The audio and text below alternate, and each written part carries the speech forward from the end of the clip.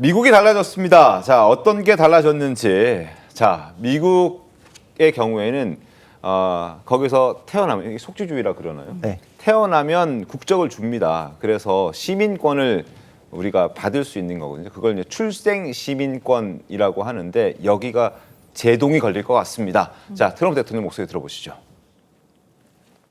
We're the only country in the world that does this with birthright, as you know.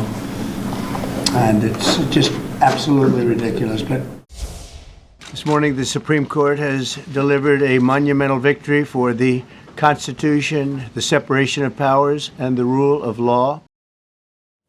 자, 이제 미국에서 태어나더라도 시민권을 받을 수 없게 됐습니다. 물론 뭐 전부 50개 주 다 그렇진 않지만 상당수 그렇게 됐죠. 그렇죠. 상당수가 그렇게 됐죠. 이제 이 내용을 살펴보면은 저 트럼프의 내용이 이제 그 정책이 헌법에 맞냐 틀리냐 이걸 판단한 건 아닙니다. 네. 다만 이제 이거에 대해서 그 연방 하원 이제 하급 법원에서 트럼프에 대해서 이제 이 정책이 나왔잖아요. 행정명령이 나온 거에 대해서 효력을 정지한다라고 일부 한 법원이 있어요. 그게 네. 근데 다른 주까지 다 인정돼가지고 다른 주까지 기속하는 것은 아니다. 이제 이런 적용 범위에 대한 판단이거든요.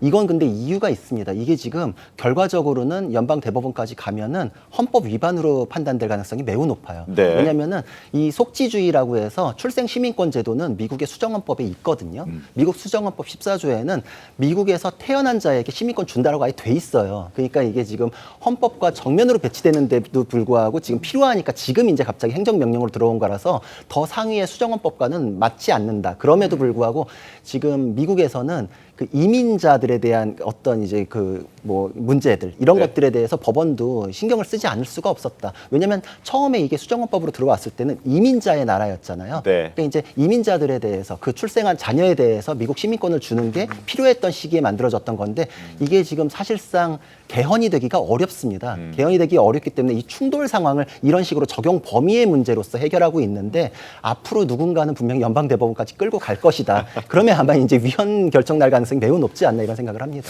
그리고 장현주 변호사님, 사실 우리나라에서도 원정 출산하는 사람들이 그래도 꽤 있었잖아요. 이거 차단되는 거죠, 그러니까. 그렇죠. 굉장히 예전에 사회적 문제가 됐었죠. 특히 이제 고위층에 있는 사람들이 원정 출산을 해서 미국 시민권을 그냥 딴 다음에 뭐 군대를 안 보낸다든지 네, 이런 그러니까요. 문제로 사실 낙마하는 경우 굉장히 많이 봤었잖아요. 그런데 이 문제 같은 경우에 앞서 구 변호사님 말씀 주신 것처럼 지금 적용되지 않는 주도 이제 생긴 것이고 그리고 이게 미국 수정 헌법에 맞지 않는 부분들이 있기 때문에 앞으로 변경될 가능성은 있을 것 같아요. 그렇다 하더라도 특히 이제 미국에서 있는 한인 사회에서도 영주권을 아직 취득하지 못한 채로 합법적으로 체류하시는 분들도 많거든요. 네. 이투 취업 비자로 가서 뭐 임신을 준비 중인데 아이가 태어났을 때 시민권을 못 받으면 어떡하라. 이런 또 현실적인 고민을 하시는 분들도 계신다라고 하니까 앞으로 어떻게 되는지 좀 지켜볼 문제인 것 그럴 같습니다. 때는 그 다른 적용 안 되는 다른 주로 이사를 가야 되는 거기 부동산 값도 오를 수 있는 뭐 그런 상황.